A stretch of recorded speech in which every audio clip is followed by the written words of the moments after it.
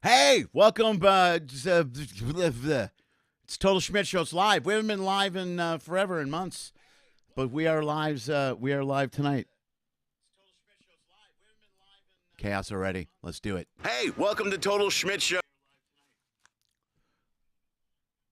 How you doing? I'm back at sea.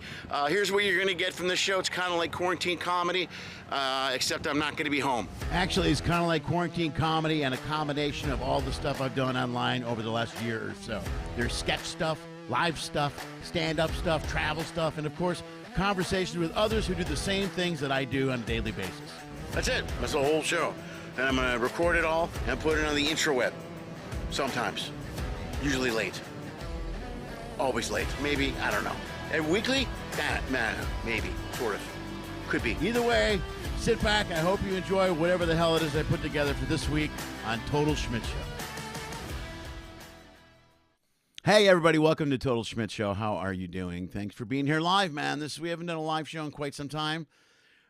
This one's going to be a little bit different. I wanted to go live.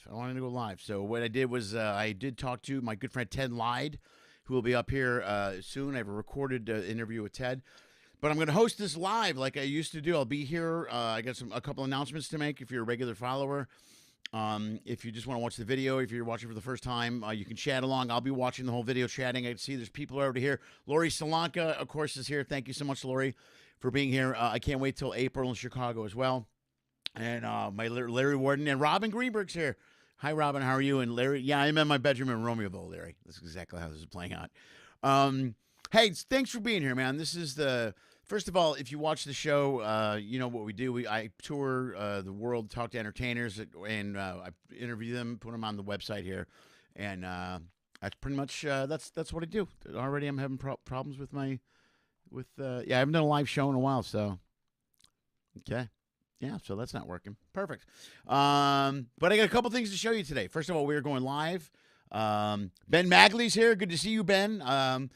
Let's clear this up right now. First of all, we're going to be live tonight, and also we're going to be live next Tuesday from Vegas. That will be a full live show with Chaz Elsner. My good friend Chaz Elsner is coming in on Tuesday, and I'll be in Vegas. So I'll have maybe some footage from Vegas. I'm not sure, but for sure we'll be doing Total Schmidt Show tonight live and next Tuesday live.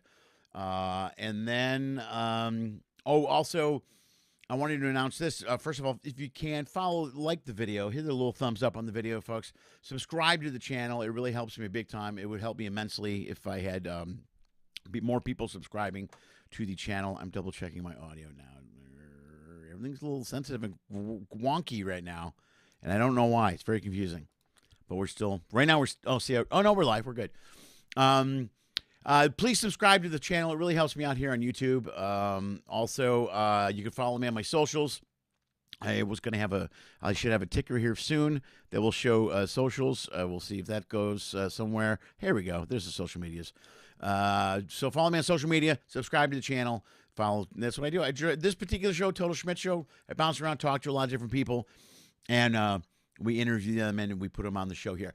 Here's what I want to talk about. I'm going to start doing more live shows. And first of all, I did mention if you want to support the channel, you can subscribe and you can also follow the video. You can give that a thumbs up. Let me say this also. There's another thing you can do is you can, if you want to support financially, we have no supporters or no commercials or anything like that. We're supported solely by the people that watch the show and subscribe to the show. And, there we go. There's another one.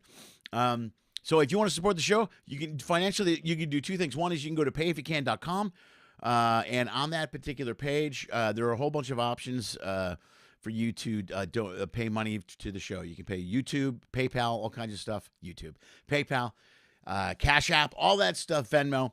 And that way you support the show, helps me create content, helps me pay for the footage and all that type of stuff. Also, I wanted to mention this. One of the biggest reasons I wanted to do this, I'll get to the board in 1 second. I have a Patreon page as well. If you go to patreon.com, you search my name, Lenny Schmidt, or Lenny Schmidt Comedy Network, you can join Patreon. It's a monthly service, and you get all kinds of cool stuff. You get all the videos we put on YouTube. You also get free merch. You get free albums, free tickets to shows when I go on the road. Like I'll be in Ventura this weekend. I'll be in Las Vegas next week, the whole week. You can hit me up. I'll set you up with tickets for those shows. You get free albums. You get behind the scenes footage. And what we're going to do moving forward is I'm going to start live streaming this particular show, Total Schmidt Show, twice a month for the Patreon fans. So it's going to be live for everyone this week, live for everyone next week. After that, I'll tape the show, and then the times will fluctuate and move, and I'll let you guys know exactly where I'm at and what I'm doing. But I'll tape the show live so we can have interaction like we used to during quarantine comedy. It was actually kind of cool to talk, and I'll call out some more people. Hey, tell Ray I said hi, Larry. See, people are saying hello. Ben Magley, the resident Packer fan, is here. And Ben, we're working on Big Schmidt, Little Schmidt, man. I'm be honest, I'm trying. It's a little bit of a hassle with my travels and Anna and school and stuff, and we're in the middle of. We got a lot going on, so but it is going to be Anna and I, and we will bring it back. We will bring it back for sure. It's just taking me a little while to get to it. I got a lot going on. But if you're a Patreon man, if you're a Patreon fan, Patreon supporter, no matter what, you can get into, you can watch the show as we stream live like we used to. During COVID, I used to do a show called Quarantine Comedy. I did the show live on YouTube like we're doing now. People got to tune in and say hello and make comments, and we're going to get to some of the comments here in a few minutes. And it was fun. It's a lot more fun to interact that way live. I'm going to set it up that way for my Patreon fans twice a month, and the times might fluctuate, though. So this particular show, Total Schmidt Show, will stream every Tuesday night at 6 p.m., but it'll live stream throughout the week with my Patreon fans, and then we'll record it, and then I'll put it up on YouTube at 6 p.m. on Tuesdays. That's how we're going to do it moving forward. Also, if you're a Patreon supporter already, or if you want to join Patreon coming for this upcoming week, I am live streaming my show from Ventura this Saturday at 7 o'clock Pacific time. That show will live stream on my Patreon page, or on my YouTube page, only for Patreon fans only. If you're a Patreon member only, you get that footage. So I'm trying to up the game for the Patreon people. How this is going to work today, this is something I always wanted to do before I have an interview. I'm going to talk to people on the board, and then I'm going to make comments. I'll be here making comments throughout the show. There's a couple of clips. I got my friend Ted Lyde here. We talked about comedy. We talked a lot about Dave Chappelle and the right things to say on stage and this generation and how we're balancing back and forth between these different generations, how weird it is for us to be able to do that or figure it out. Let's go to the board. This is what I miss, man. Hey, Lori, I'll see you in April. Rosemont again. Robin, Rachel can't be here. Boo. And I think I saw Tammy. There she is. Hey, Tammy, how are you? Thanks for being here. Thanks for tuning in live. I really appreciate it, man. Thanks for being here. We got some viewers. That's cool. Let me check it. I don't know if there's anybody commenting on. There are people commenting on Facebook. Okay. Oh, Tammy's watching on Facebook. Lisa loved me on the NCL Encore. Thank you so much, Lisa. I really appreciate that. That's cool. I really like that. Colleen is watching from Chicago also, and Colleen Cronin Dold is watching. Or Courtney Cronin Dold, who I haven't talked to in, for years. Thanks for tuning in, guys. I really appreciate it. Donna's here. Everybody's here. All kinds of people are here. Before we get to the show or the taped segment with Ted, one of the things I wanted to announce today is introduce you guys to the brand new LennySchmidt.com. Let's do that right now, man. The new website is up and it is running, and there it is, and you can check it out. And I'm using the wrong thing. Yeah, a lot of mistakes. No, wrong. Click, bang. There we go. Okay, that'll do it. There it is. Okay, and maybe not. Okay, and okay. Let's just. Well, that got weird, didn't it? There it is. Hey, look, it's the new LennySchmidt.com, guys. Check it out. That's the new website. I spent weeks working on this site. Let me rephrase that. I paid some people finally to update this website. But if you check it out, let me pop this here so you can get the whole look at the whole thing. Whoops. There we go. Okay. Check out the first page, man. I'm really proud of this, man. It's got a little bio at the front. Then you get down to the bottom. Then these will be the updated posts. These are some of the ones you saw earlier today. Here's this is all from the Lenny Schmidt Comedy Network. This is the YouTube channel. So the videos will pop up here. This one will be in this place right here as it pops up. All these start popping up. There's some pictures from behind the scenes. There's a direct connection to my Instagram. You can go to the stand-up page. And here's some live stand-up videos. Here we go. There's like a whole bunch of live stand-up videos. Also, another thing I think is really cool, the TV page takes you to my live TV reel. Some of my TV clips. Not live, but there you go. There's my episode of True Blood and from Southland, In-Betweeners. I couldn't be more excited about this page. Here is the blog page, which will update you guys as I put posts up. You see all kinds of stuff right there. Very excited. The podcast page will take you to the podcast. This show will move to is going to be a podcast by the end of the month. So what I will do is Total Schmidt Show will be only in all the RSS feeds, and you can check out the show on your favorite local podcast network. So that took me out of there. Oh, wow. That was a little weird. Let me go back. And anyway, this is the website. I'm so excited about this website. It's literally taking 2 or 3 months to do it. I could not be happier with the work that they did. If you take a look at, there's a whole new thing here. Little pictures pop in when you go up and down. Man, I mean, look at me. I can't stop talking about how great this website is. So if you get an opportunity, you get a chance, please do me a favor. Go to LennySchmidt.com. Check out the new website. I'm so excited about it. We put a lot of work into it, or the people I paid put a lot of work into it, and they crushed it. I'm really excited that they did a good job. So let's go back to the board before we start the video. Hi, Donna. Thanks for being here. Thank you, Tammy. I thought you were on Facebook. I'm not really sure. And Robin, I'm doing pretty good. I had my elbow surgery on the 11th. See, this is what we do. We talk about surgeries and stitches here on the YouTube page. So anyway, I will be here watching this whole episode. I'm going to start showing you. I have Ted. I talked to Ted a couple times here. I want to make sure I get this done correctly. Oh, yeah, there we go. Oh, yeah, there we go. Boom. Oh, yeah, there we go. Ted and I talked about a whole bunch of stuff. Ted's a stand-up comic, also originally from Ohio, spent some time in Chicago. I know him. I know his wife, Jamie. I knew his kids. I know his kids. I haven't been seeing them in quite some time. But like any stand-up from Chicago, the guy that I knew, Ted and I, we reconnected and talked. We talked a lot about some stuff that's important now for comics. I have this debate a lot. What's appropriate and what's not appropriate to talk about. So Ted had a situation on Facebook where he was supporting Dave Chappelle, and some people got angry and yelled at him, and it was pretty insane. So Ted and I talk about that a little bit here in this episode. So let's just sit back and watch a little bit of my good friend, the one and only. This is Ted Lyde, ladies and gentlemen. Ted Lyde. Stuff that we did. We were talking about you yesterday at Rick's place, watching football. We're watching. Yeah, we're watching the Bears game, and I'm trying to. I can't remember how it came up, but the bit came up that you did. We talked about dancing in a video. Do you remember the bit you used to do about fucking McDonald's? It's like, why is there always God damn, that smell good. So we were doing a bit all afternoon yesterday at fucking Rick's house. Yeah, it's is that a Big Mac's smell?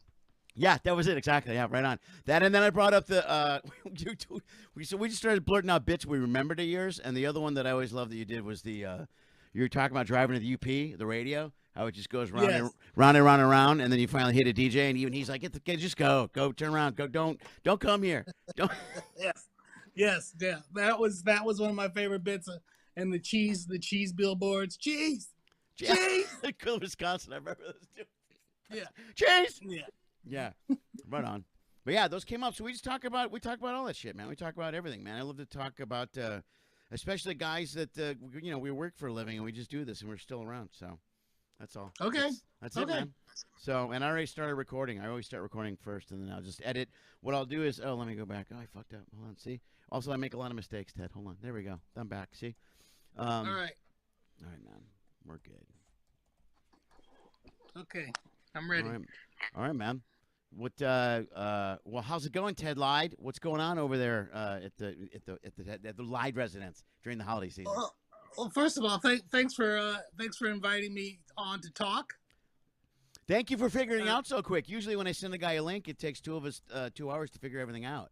This wasn't bad. I admit, I was, I'm always, I have people talk to me all the time and say, hey, let's do it on Zoom.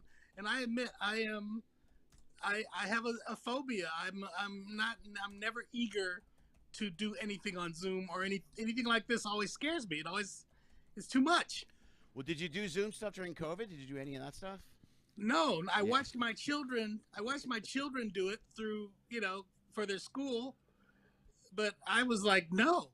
If I was my children right now, and this was happening to me, I would be so much trouble, because I would be like, no, I don't want to do this.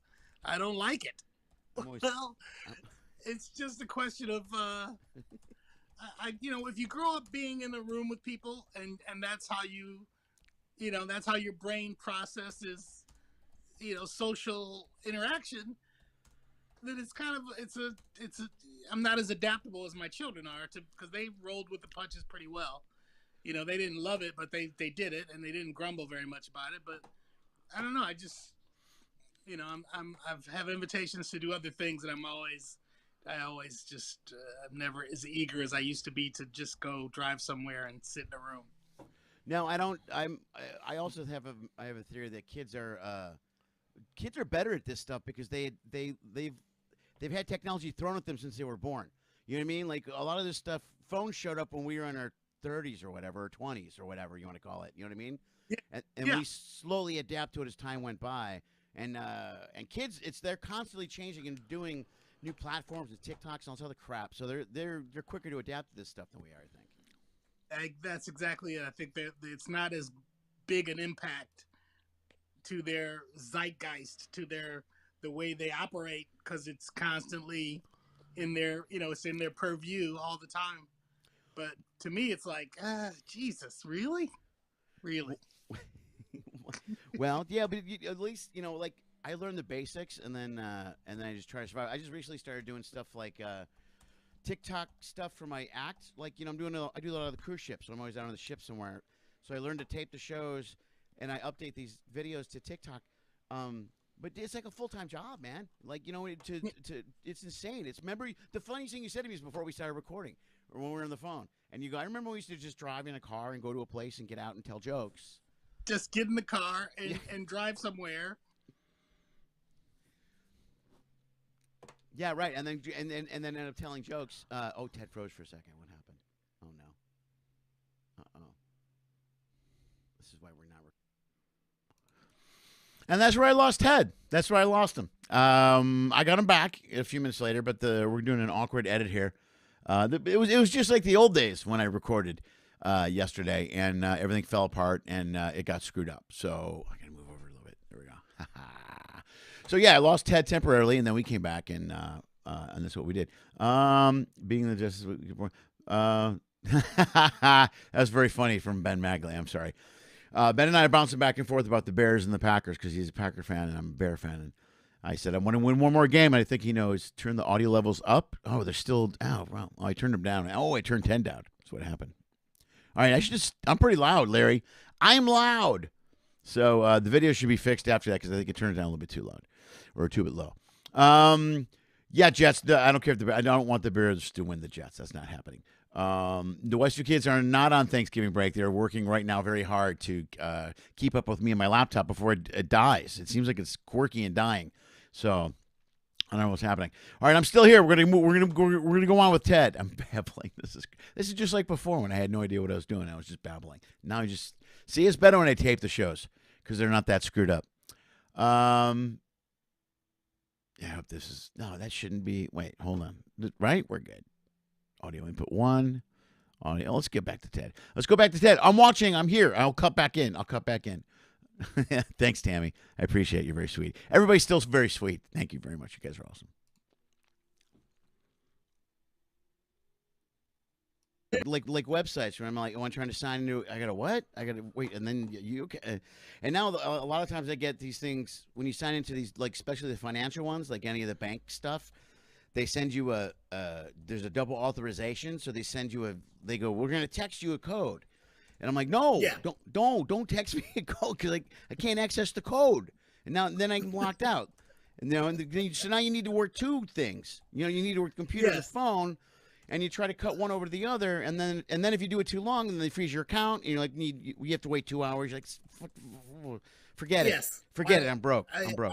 I know that it's better. I know in my heart that it's better. That this is better. But I also know in my heart that it's not better. I agree. It's like marriage. It's like marriage. I know that. Yeah. My wife has kept me alive longer. Okay, I turned the tape up. I think this is better. I've been on my own all this time. Right, that makes no sense. question. Sure. But I also know that doesn't mean it's better. Yeah. Okay, see, look, I'm still here. Sometimes there's something to be said about what is it called? I just turned the tape up. Let me see if I can move it over there. You know what I'm talking about? That be? The animal kingdom. The animal kingdom. Sometimes maybe we should. Darwinism. Yeah, maybe I Yeah. shouldn't be here. Maybe I shouldn't be here. Maybe the reason that you're suffering in this marriage is your fault. Maybe.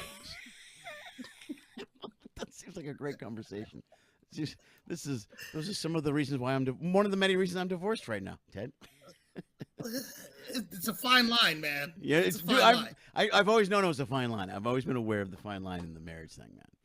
But the fact that you still make it work, and that's incredible. So how you I'm still married 33 years, and we finally, after 33 years, we finally started talking to a marriage counselor. Oh, did you really? Seriously? Yeah. How about that? How long? How about it's been about 2 weeks now. We hit the home stretch where all there is now is time and the finish line. That's all that's left now. Right. But and yet somehow we think we need help to get to the last quarter mile. That's like the guy. It's like the marathon runner that broke her leg, and people carry her the last 100 yards because they want to make sure that they finish. You ever seen that? The marathon runner, Yeah. the famous one. There's other countries, it's the great, it's the pure athleticism at its best, and the sportsmanship. You're carrying, they're crying. Yeah, that's what it's like. That's what the therapy. Yeah, it's like at this point you're wondering why what is the failure in just saying, hey, my leg broke, I'm going to sit down now. Yeah. Why is that not an option for you? But instead you go, no, we're going to fix this so that when you're on your dying bed, Ted, I will be able to sit next to you and not want to fucking murder you. Choke you to death. Right. Okay. Fair enough. Well, this is also that's fair enough. This is fair enough, but it's also the point where, because the kids are older now, like our kids are roughly very close to the same age, roughly, right? They're late teens, early 20s, right? Right around the same. Grace is 21, right? And she's finishing up her last year of college, right? Anna, and Jackson's 19, so right? Yeah, they're almost exactly the same age, right? So, but this is where it gets. Now, this is almost the second stage of your marriage, though, because the kids are older. You know what I mean? You've been through raising the kids and the diapers and the preschool and the PTA and the bullshit and all that other crap. Now's the point where you got to actually, you and Jamie have to talk to each other. You have to associate. So that's why you can't deflect off your children. I gotta take her to swimming. I don't have time to deal with your bullshit. I don't have time to deal with your bullshit. We're late for volleyball. She's got taekwondo now, so there's no more of those excuses to cover. So now I have to sit here and try to not ruin everything. And I admit I'm the one. I'm the one who is potentially. I have the power to ruin everything. My wife is she's one of those people who can let shit go. Right. And be like, I don't know why you're even still talking about that. Right. It's like I'm still talking about it because it's fucked up. That's why I'm talking about it. You guys are a perfect yin and a yang. You really are. You know what I mean? I mean, she's the perfect woman for you, man. It's the perfect little balance system there. I'm afraid she is. I'm afraid you're right. I'm afraid she is too. I'm afraid she feels the same way. I'm afraid I am the perfect match for Ted. This is gone. It's 35 years. We've got to do this the right way. Well, I did therapy. I did therapy after I got divorced. So, but mine was individual. We tried couples therapy. It just didn't. It didn't take. It's a tricky line. It's a tricky thing because you're going to be confessing things that they're things that you can confess to each other that will be rejected flat out. Right. But if you bring those things up in front of a third party, then somehow the woman in particular is willing to discuss them or air them if they feel like they have somebody who's going to be their protector or their voice of reason. Right. And so, but then sometimes the guy feels like the therapist is just taking the wife's side. Right. And you just feel like the bad guy. So it's finding a therapist who's going to swat both of you with the proper stick when you need it. And the right balance. Because we used to have days. There were days when I walked out that were rough. I'm like, that was a rough one for me. That was a tough. And the hardest thing about therapy, honestly, is because it didn't work for me till you got to start admitting and focusing and looking at your faults. I mean, you got to really look hard at yourself and go, I'm all right. You might have a point. You start to admit a little bit. You're like, yeah. I mean, it's the only way it changes is if you make an effort. Yeah, exactly. You can't dismantle your triggers and the things that make you unhappy or make you a prick. You can't dismantle them if you don't acknowledge them. If you can't find them and say, oh, I found this thing that's making me an asshole. Right. Yeah. No, that's exactly. I do a whole bunch of material about that now. That's what I learned. I found out how much of an asshole I was when I went to therapy, and it really started. Yeah. Then you change more. So, well, that's good though. You've only gone two. By the way, I gotta admit, I would pay money to see you in therapy. I would actually pay if there was a cover charge to see Ted Lyde, a Ted Lyde hour session of therapy. I think they would be it's a little entertaining. Listen, on my one-on-one therapy with my personal therapist, I destroy in that room. Do you own that room? I own this room. My therapist is like, I'm going to be honest with you. I wish that more of my sessions were like this. I got to tell you that this is, I talk to some really difficult, sad people, and you're obviously. I'm not saying you're not difficult or sad, but at least you got a handle. You got a handle on your shit. That's you present it in a way that is at least humorous. Do you ever come home do you ever come home and brag to Jamie about what your therapist said to you? Like your therapist, I have. Yeah. We do our therapy through, that's a Zoom thing. So we do it through so I've never been in the actual room with my therapist. Right. Chris Redd does a bit. Have you seen the Chris Redd HBO? Oh no. HBO Max. Just watch the first 15 minutes of it. Right. He talks about going to therapy, and it's hilarious. It's hilarious. So, but yeah, I have bragged to her that I told my shrink about you today, and it killed. Yeah. And she goes, I don't think that's what you're supposed to be doing. Yeah, I don't think that's supposed to. We used to when Vesna and I split. And I went to therapy on my own, and we'd already gone through the divorce and stuff. And she would go to therapy and talk about me. And when she would go to individual therapy, she would call me. My therapist says you're this. My therapist says you're that. My therapist says you're that. I go, I don't think your therapist can diagnose me without meeting me. That's third party information. That could be a little jaded, by the way. Could be a little. It could be off. No, yeah. No, she can't tell you anything about me until she meets me. And there's no way. And every once in a while, my ex, she would go, my therapist says you should this and says you should that. And that's why I knew she was full of shit. But like, if she's any type of therapist at all, there's no way she's telling you information to tell me. That's not happening. There's no that's what my therapist said. When I would talk about my wife too much, he would say, you really need to get into couples therapy because there's so much things that are obviously eating you, but I can't really address them because I can't tell you about her because I've never talked to her. I don't know anything about her. Right. So there's no way that any therapy worth their salt is going to say, here's the problem with your husband. You fully break me down. Yeah. I got a full breakdown from my ex. Wow. Your therapist said all this? This is the cheapest therapy I've ever had, by the way. Thank you very much. Well, let me ask you this: have you guys been able to maintain any kind of relationship now after the boat has sailed? We're better now. But one of the things is, both girls live with me out here, so they're both going to college up here in the Valley area, Northridge, and so both the girls have been here for a while. And Lily moved in right before COVID. So since the girls have been with me, my ex and I, we don't talk much. Honestly, we talk very little, but we get along fine. Maybe that helps. You know what I mean? So, how long of a courtship did you guys have before you asked her to marry you? Can I ask you that? Yeah, it was like a year. It was short. We were friends. We were friends for a while. We dated for about 8 months, and we got married within a year of dating. We had known each other for maybe about 3 or 4 years, or something like that, or 2 or 3 years. But we got married. You know what? It's a crapshoot anyway, because Jamie and I had a long engagement. A long courtship. And we'd been together like more than 10 years before I even asked her to marry me, right? And then it took another like 5 years after I asked her to get it done, right? And so I do believe in long courtships, but I know people who've had long courtships and the wheels still fall off, right? And I know the opposite too. I've known people that were only dating less than a year and they're together 25 years later. So you can't really that number thing doesn't really hold water too much, right? What really matters. I think it boils down. Yeah, go ahead. It boils down to what you're paying attention to Right. during the courtship, because that's the thing about courtships. If all you're focusing on is how good things are when the lights go out, Sure. then And it's perfect. you're missing other details. Yeah, you need to be looking for red flags. You need to notice the Yeah. thing, the communication things. Like, whoa, that doesn't seem right. There's certain things you don't let go.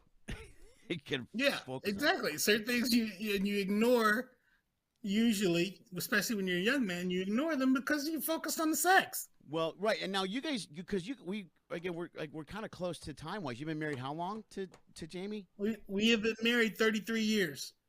Okay, all right. Well, I've been doing stand-up. But listen, she was 18 when she was 18 when I met her. She had just turned 18 when I met her. Right. And she's 56 now. Okay. So that's how long we've been together. I was like, okay, yeah, like 40, close to 40 years. Yeah. You guys dated early on. You were doing the road stuff because you were gone. You know what I mean? You were on the road. We met when I had just started doing comedy when I met her. Right. Yeah. Right. So I was still just working local around Ohio. Right. And then you guys ended up in Chicago, and it was where I met you. But then you worked the road a little bit more. Then you didn't work the road much more when you got to LA, though, right? No, I couldn't. I couldn't. Here's what happened. We moved to Chicago, and I was prosperous and traveling, doing the road, and making good money for 10 years in Chicago. And then there was a pilgrimage to Los Angeles, and a lot of guys left. And then I started seeing all those fuckers on television because I stayed. I'm like, well, there's more work for me in Chicago. But then I started turning on TV and started seeing these bastards, all over the place on commercials, guest spots on TV shows, music videos. And I was like, wow. So I said, to Jamie, my friend James Black was on a TV show. Yeah. And he was on a TV show. He was on an Elton John video. And I saw him on a commercial. And he'd been out here like maybe less than a year. And I turned to Jamie and I go, I'm as big a dickhead as James Black, right?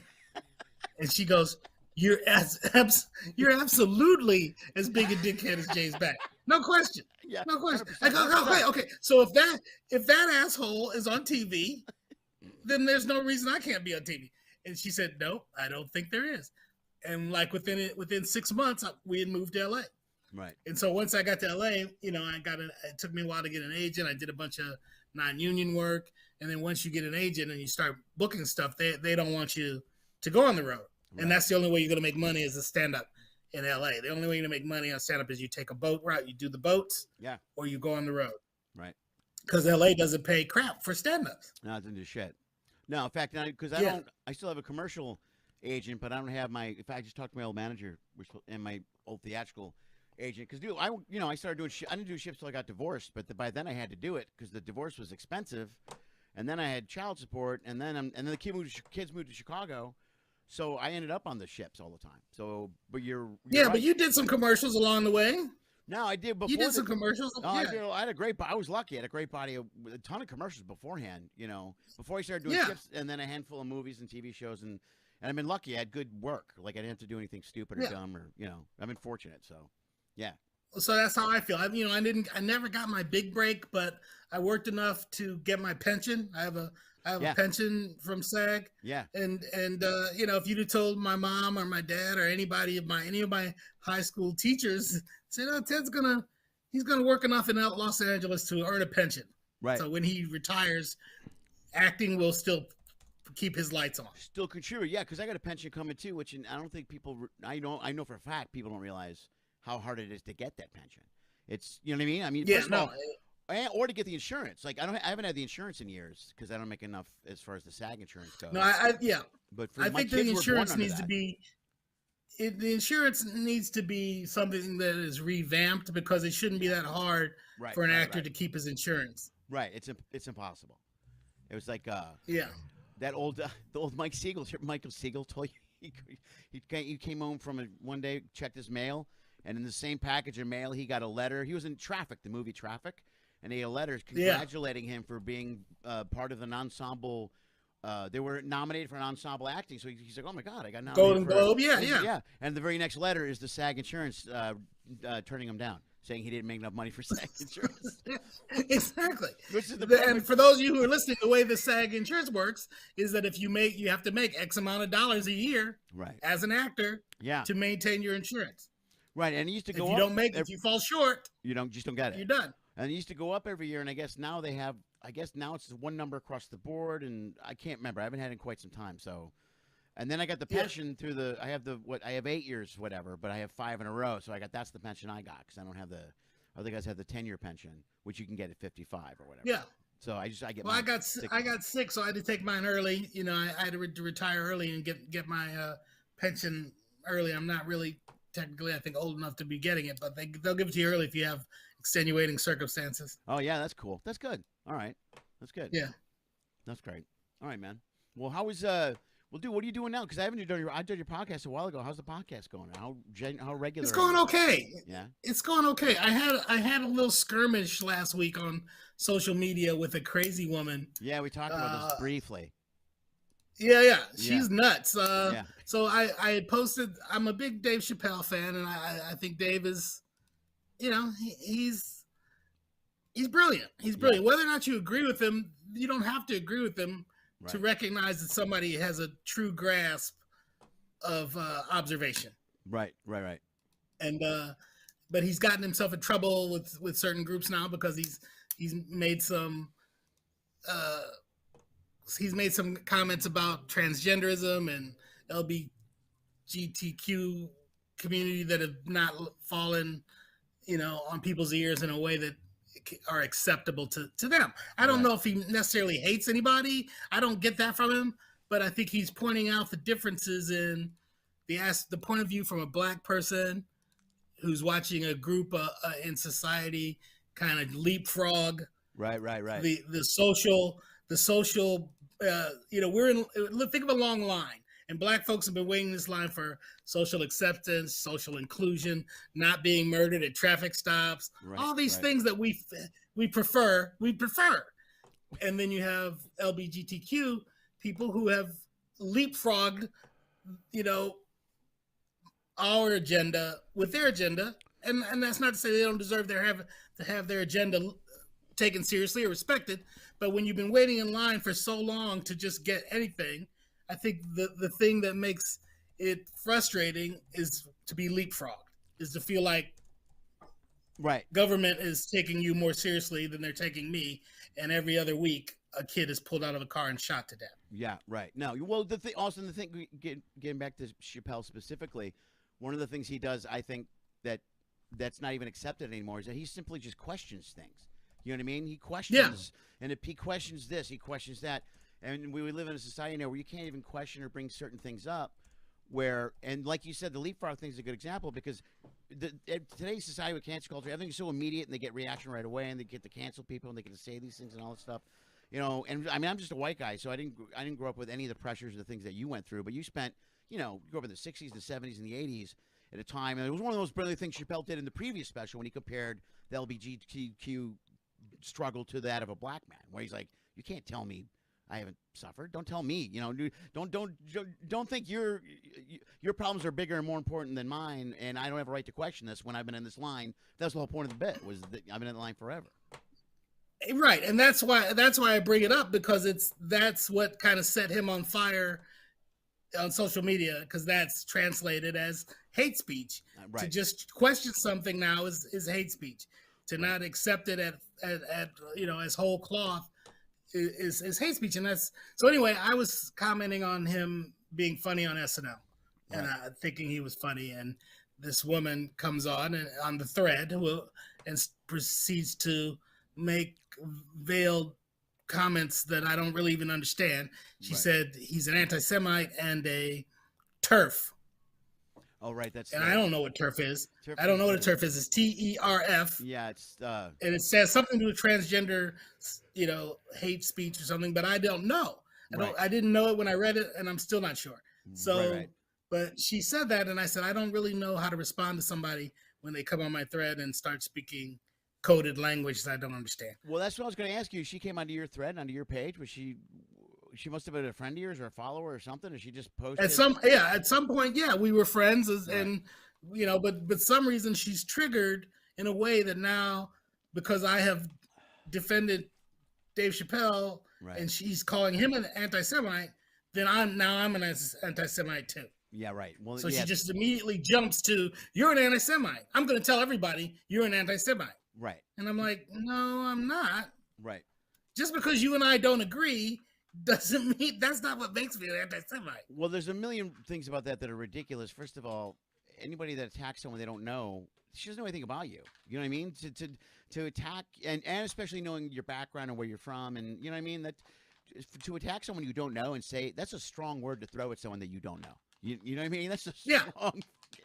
You're anti-Semite. You're like, it was horrible. Can you start with asshole or jerk or something and work your way up to the real bad, and then maybe get to know me and judge whether or not I'm this? But you're right, because but it goes back again to the Chappelle thing. Like, I have this debate. I've lost a couple friends over this argument or debate. I believe if you're punching down on a group and you're making fun of a group, that's one thing. But if you're questioning them and you're saying this is happening, I don't know why, I don't see anything wrong with that. There's nothing wrong with that approach, I don't think. In fact, I think that's what we're kind of supposed to do, is ask questions, get them answered, and figure out where we're at. Does that make sense? Yeah. And it's a complex question. Sure. It is. And I know that's the problem, is you can't talk about it. You can't say, I don't understand it. Right. And I've talked to my daughter about it, who's very, very pro LGBTQ. She's militant. And we talk about it because there's things I don't get. And I say, well, here's the problem with me as a black man. And this is what I say to my daughter, is that it's hard for me to legislate in my own mind the pronouns. If I'm calling you they or whatever you want me to call you, want me to call you that because the way it makes you feel. So I'm supposed to rearrange my pronoun game that I've lived with my whole life now. Right. To make you feel more comfortable. Right. So I don't think that we're in a place, especially as black people, no one is legislating any changes to anything based on how I feel about something. Yeah, right. You know what I mean? We didn't say, well, I feel I should be eating at this lunch counter. And everyone went, well, if he feels like he should be eating at the lunch counter, then I guess he should be eating at the lunch counter. That's not how it went. Yeah, right. They were like, fuck you. Yeah. Fuck you. You're not eating at this lunch counter. Right. So legislating feelings, and being locked into people's feelings is a tricky sell. It's a tricky sell. I'm not saying it's unreasonable. I'm not saying it's wrong. I'm saying it's a tricky sell. Well, I agree with you. And my daughter's the same exact way, because they're hardcore. They're hardcore, man. I mean, they're very hardcore, left, and they hate Trump. They're into LGBTQ. My daughters, I go to them constantly for, like you do. I would imagine we do the same thing. I'm always asking my daughters, is this wrong or is this wrong? And they'll do the opposite to me, because a lot of times they'll be at a restaurant, and old guy walks in and says something. Hey, this guy did this. Is that should I take that as sexist? And I'll go, yes or no, or like a lot of times, a lot of old, if you're in your 70s and 80s. Guys still call women sweetie and honey. That happens quite a bit. And I go, yeah, that's wrong and it's not good. But I don't think you can rewire these guys in their 80s and have them understand that that's a problem, because they think for 80 years of their life they've been walking around saying these things. So sometimes my daughter will get really worked up over something. I'll go, you have to kind of understand that generation on some level. I go, it's okay to tell them that makes you uncomfortable and you don't want them to do that. I go, but I don't think that you can turn around and attack someone and call them a sexist pig because they do something like that, because they don't. From that generation, that wasn't an issue. That's like, you know what I mean? It's kind of no. It's like being a caveman. If you were born in the fucking caveman times, it's not your fault. You're a caveman. Right. You saw like a lion in a mirror. You would like, you would freak, right? So my daughter and I had a big debate a few months ago where we were talking about the gender is fluid. Gender is fluid, Dad. I don't know what you mean. You were born an assigned sex, but that doesn't mean that you are that sex. I don't know what you're talking about. Yeah. Gender is fluid, and it's like this. So even though I'm a girl or born a female, that doesn't mean that I identify as a female. And I'm like, Grace, here's the thing. I'm black. I'm a black man. And you know what? It hasn't been that great for me, really, in a lot of ways. I identify more as a white man. Can I be a white man? Can I have my friends sell Can I that have moving. my friends There's a couple towns identify in Texas. myself as? Yeah, just walk into Texas and go, I don't know what you're thinking, but I'm a white man. I am a proud. I identify as a white man. I know he looked black, but my entire life I have felt that way. So she says, and her answer was, and she's so patient and brilliant, and I love her so much. My daughter's name is Grace, and she says, Dad, race is not fluid. Race is not fluid. Gender is fluid.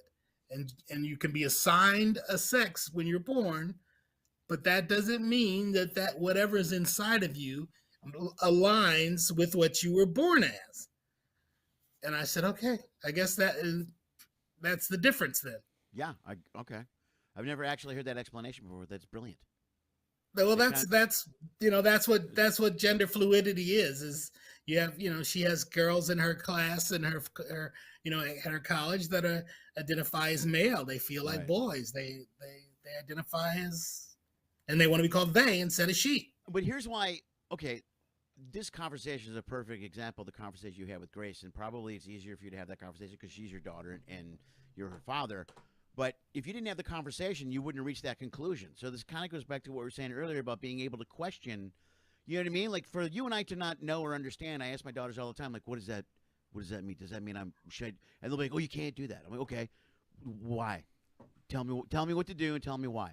You know what I mean? Like I'm asking for the information. But if we don't have the conversation about what we're doing wrong and why or what's happening, we're never going to know. We can't just. I got to stop saying, you know what I mean, all the time. You know what I mean?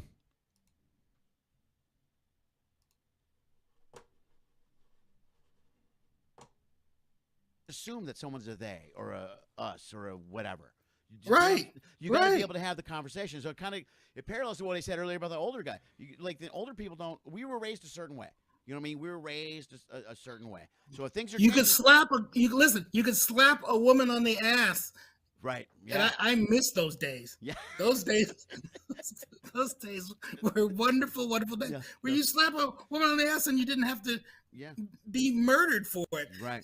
And I admit that doesn't make it right. I'm not saying that I was right. Right. Those days, I'm not saying those days were right. That doesn't mean I can't miss it. Right. And it doesn't mean you were raised that way. I always bring this. My Anna constantly brings it up because the girls are so uber careful when it comes to men. They're real, especially Anna. She's not a fan of men. I've been married 33 years to Jamie, and my ass slapping game with her has been diminished. Oh, is it really? It's keeping it home. That's the worst. I slap her on the ass now, and it's like, don't do that. What do you think? Yeah. I'm like, baby. Don't do that. It's me. It's Teddy. It's your teddy bear. We met each other in the ass slapping room. Why? Can't we keep some of this old stuff around just between me and you? No. Yeah, no. It's good. It's gone. I suggest we both go to therapy together and we start to work out some of these adjectives and get them all figured out. So anyone who's listening who has taken offense to anything that I've said, please, I apologize if I've offended you. I didn't mean to. I'm just trying to be honest about, of what's going on in my head and what's going on in that. I don't hate anybody. I don't wish anybody ill. I believe that, transgender people and gay people have the right to flourish and prosper and be happy. This is my wife calling me on my phone right now. Hold on. Okay. Hello, darling. Hello. I'm packing up right now. This is where Ted gets a phone call from his wife, and I left it in there because I was too lazy to edit it out. Can you hear my wife right now? I can hear everything she's saying. Yeah, we're recording this. Okay, we're on the Lenny Schmidt show online right now, and I'm recording it. We're not streaming live. I'm recording it because. But you've interrupted a brilliant interview, Jamie. I would expect nothing less than Lenny Schmidt. Oh, thank you. That's very sweet. Hi, Jamie. You're very sweet. All right, well, go ahead and have fun. I'll pick up some Chipotle. Okay, if that's what you want to grab some Chipotle. That'll be fine. All right, bye. Good night. Bye. That's my wife. She was on my iPhone. I like that. I watch my Apple Watch. You got an Apple Watch? Another another piece of technology that I don't really know how to work. I got it right here, and I keep forgetting to charge it. That's what I keep forgetting to do. So I'll grab it out of my bag. And I always wear it when I fly. I'll put it on and go, oh, good, I have 2%. I have 2% of this battery, and it doesn't help me. They need to build one that like those ones that charge when you move your, the self-winding watch. Remember those? Yeah, but you could. Yeah, I still got a couple of those. You wind it up, and it runs, and it works. Right. That's what they need to do that with the Apple Watch. The more you move, the less you charge it. Yeah, I tried to get the girls the opposite way around to get a regular wind-up alarm clock because we were having, it was during COVID or something. I can't remember. I explained a wind-up alarm clock to them. They were like, "What?" I go, "Yeah, it was just you just wound it up, and then you used it, and it would go off." I go, "But did you set notifications or anything?" No, there were no notifications. You just, to turn it off, you push the button on the top, and they would go, it's so cavemanish. They like to say that. They go, cavemanish. I have to survive like a caveman. Well, and that's fair. That's a good description. But that doesn't mean it was bad. Right. It's totally accurate. Again, there's nothing wrong with the confusion and the misunderstanding. And but the open line of dialogue has got to be open. The point where someone automatically leaps to you're a sexist or a pig or a racist or this or whatever off of one comment or something you watch on TV, everybody leaps to a conclusion too quick now, I think. You know what I mean? Yeah. There's got to be a way to go, well, let's talk about who I am. And then they go, oh, okay, you're not as much of an asshole as I thought you were. Or I am just as much of an asshole as you thought I was. That's fine. And that was the thing that was so jarring about my conflict with this woman whose name I will not mention. Yeah, let's not I've talked to other friends and they said, don't give her any more energy by saying her name. You are too well loved and too popular in your own little bubble to keep giving her this publicity. Yeah, don't let her. So I don't say her name anymore. But that's what was so jarring about it, was to have someone come down with such a huge condemnation. And then she said, "I'm going to destroy you." She actually said, "I'm going to tell everyone." Yeah, I have a lot of that, man. I have over she said I have over 50,000 followers on Twitter, and so I'm going to destroy you now. Yeah, she actually said that. Yeah, I've seen people say that before. I don't understand that. Oh, you know what? Even from your point of view, but then from her point of view, that's a lot of energy to put into your day to destroy a person that you don't really know. You know what I mean? That just seems like you could be doing other things with your life than jumping online and tearing someone apart because of a comment they made. You know? Like, yeah. I got to stop saying, you're so crazy that you think I'm destroyable. You can't destroy me. Yeah, that's the other part of it that's even more, it's an illusion. It's imaginary. It's not, you can't destroy me. You can say shit about me for a while, and your people may not like me, or they'll have an opinion of me based on what you're saying. But my friends are, and anybody worth their salt is going to research me enough, going to Google me enough to say, well, he doesn't seem to be making any.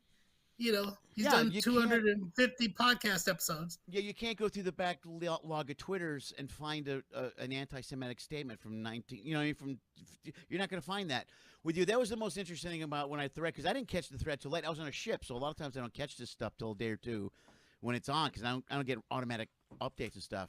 And I started to read the thread, and it's a lot of people that know you like I know you. They were making comments like, dude, my brother Mike was one. He's like, dude, you're a good guy. I ignored this woman or whatever.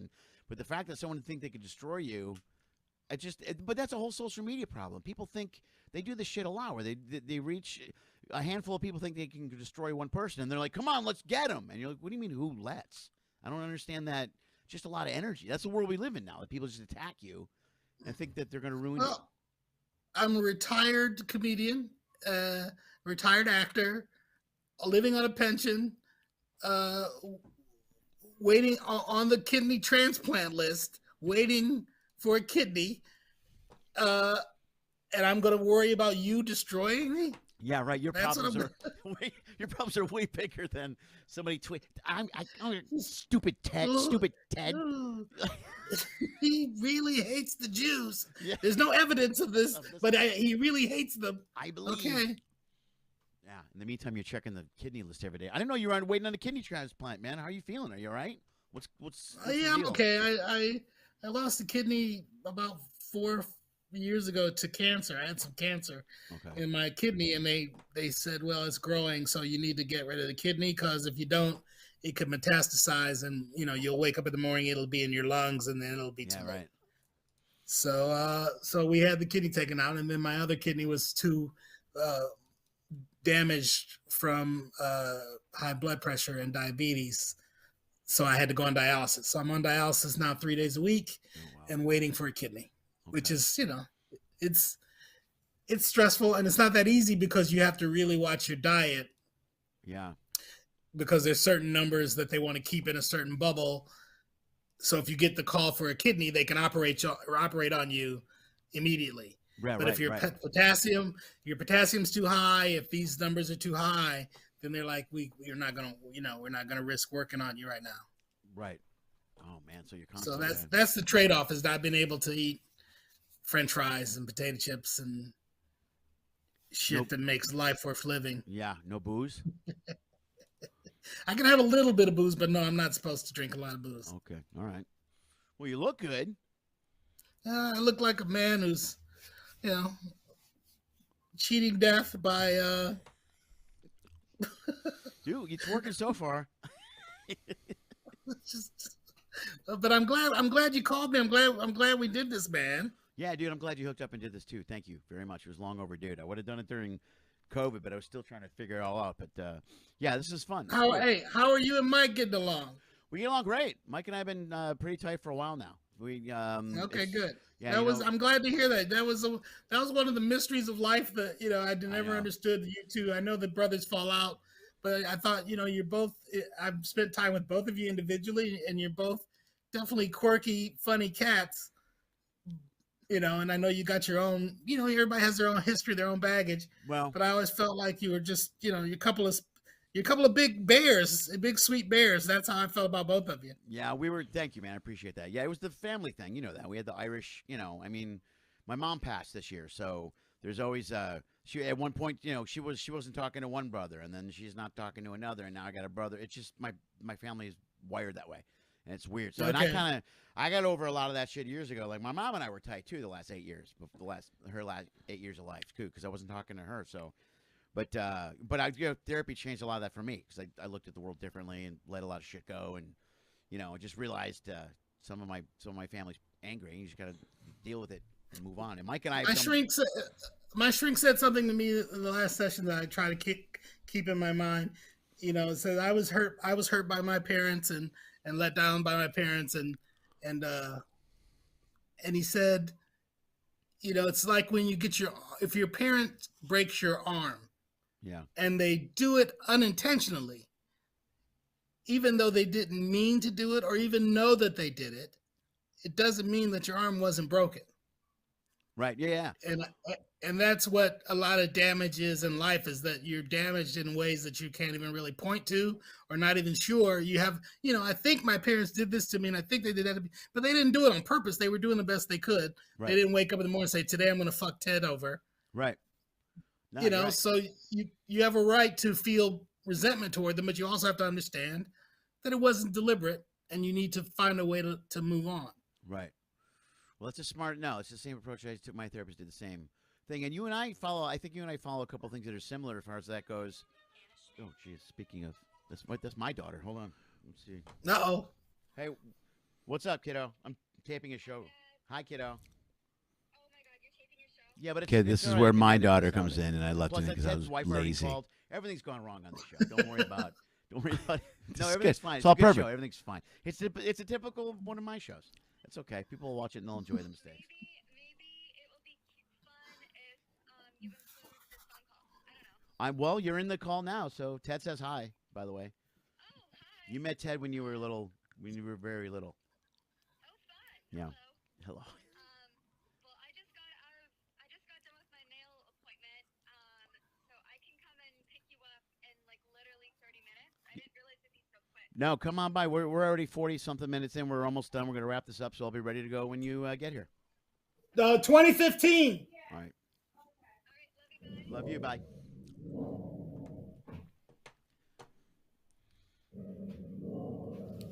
Okay. Amazon just dropped something off. So yeah. One thing I was going to say, we follow similar.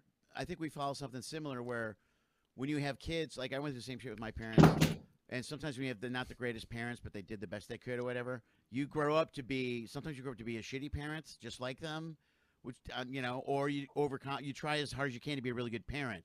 And you were one of those guys I always looked at like you're a great dad. You know what I mean? Like the only one thing I've done I'm really happy about in my life. I think I've nailed dad. You know what I mean? Like I think feel pretty good about that. And a lot of that. Had to do Hold with, on, my dog. Oh, go ahead. My dog is barking about somebody's at the door. Hold on. Amazon, do it, man. Do your thing. This is where the show went completely sideways.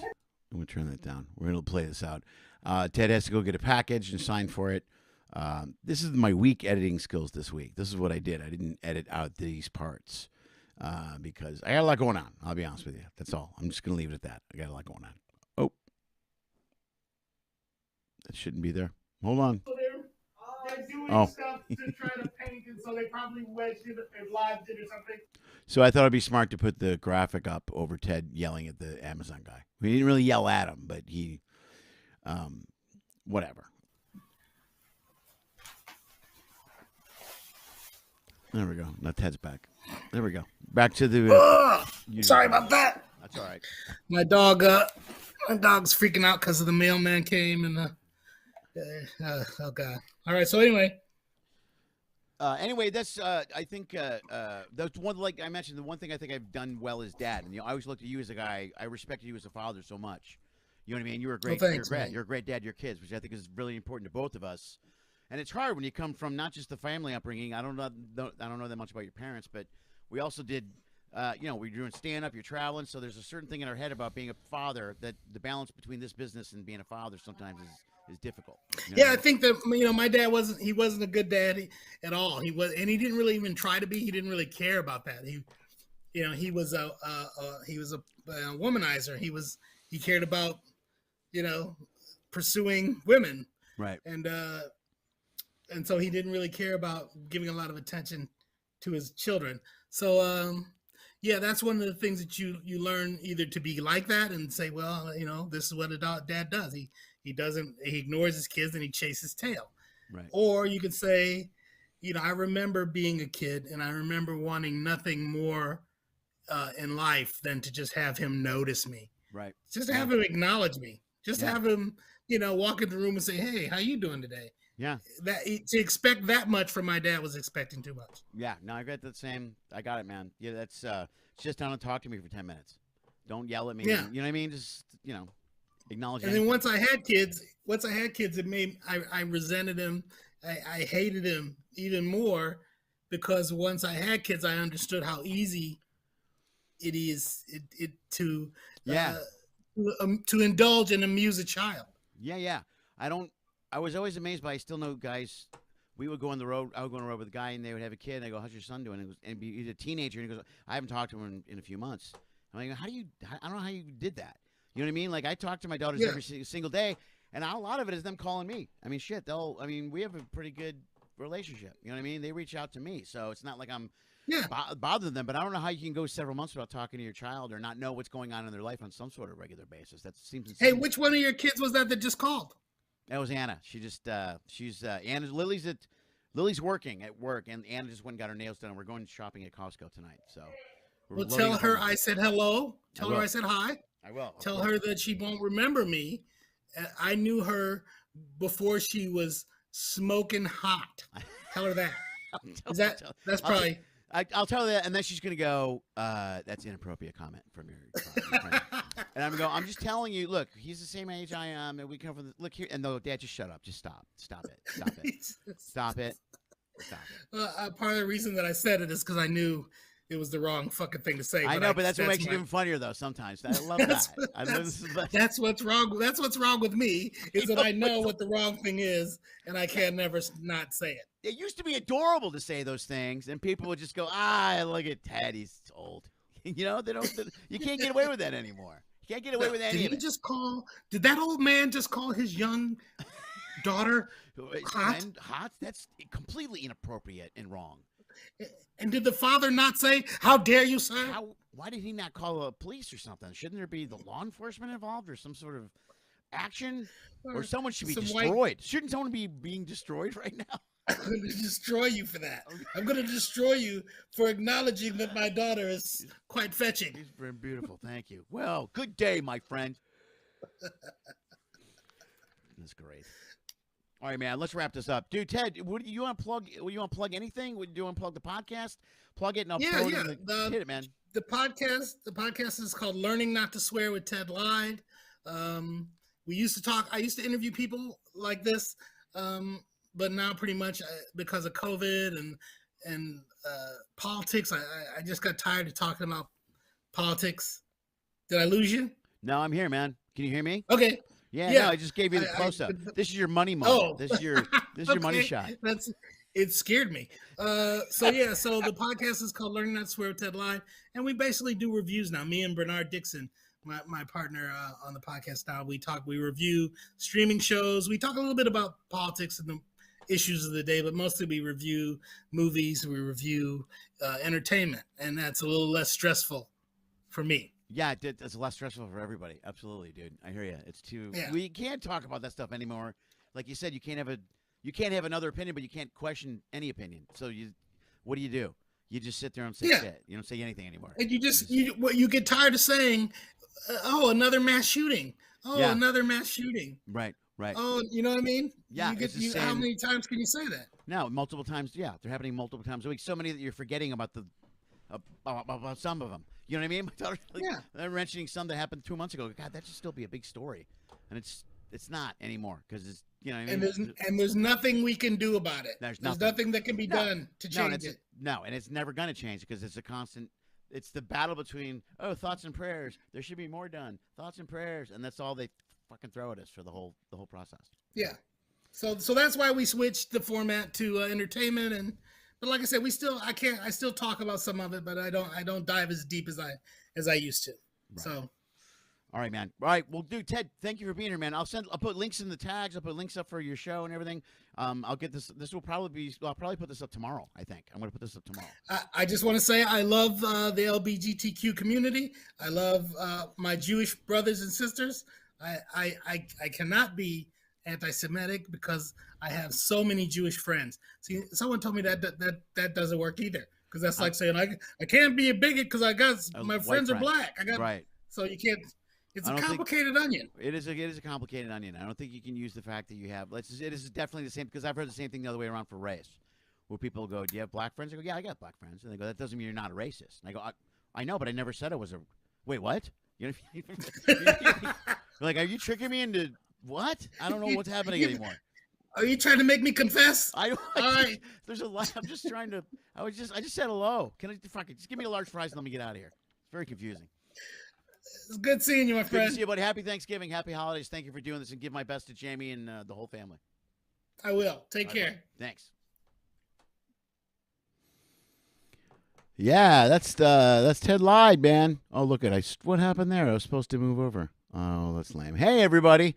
That was my good friend Ted Lyde. Let's try this another way. Bam, bam. Okay, that's better. And let's go back here. Nope. There we go. Hey, that was Ted Lyde. Guys, thanks for tuning in, man. This was awesome. This was nice to go back live. A couple of things. One, we will be live again next week, so I will put it up again on YouTube and Facebook. It'll be live. Anyone can tune in. I'll plug it all week. I'll be in Vegas. I'll talk to Chaz Elsner. After that, I'll do one live every once in a while, but at least twice a month for the Patreon fans. If you're a Patreon member, this show, Total Schmidt Show, will stream live no matter where I'm at in the world or country or whatever. I will interview people, and we'll just walk through it just like this. We'll have comments back and forth, and then that will be the episode that airs on YouTube. I think I got it figured out. It's all good. So I wanted to do something for the Patreon members. I wanted to build that more, and I want to make sure the Patreon members are getting cool stuff. So, not to mention the happy hour, which happy hour is, if you're going to join the Patreon, happy hours, that's like a Zoom meeting where we all just have a drink and talk. And a lot of us hang out and talk. But you got to be a Patreon member to get in on the happy hour. And our next happy hour is going to be probably maybe next week in Vegas. I don't know. We'll see. I'll know soon. I'll send out some messages out Monday. But please check out the new website. Do that for me. Thanks for tuning into the show. Yeah, I was very excited about the show. Thank you, Julia. I appreciate it. Happy Thanksgiving to all of you. Enjoy your holiday season. Take care of yourselves. And this is a sad note. If you watched Lenny Schmidt's Quarantine Comedy before, I used to close every show with Dream of Pinky.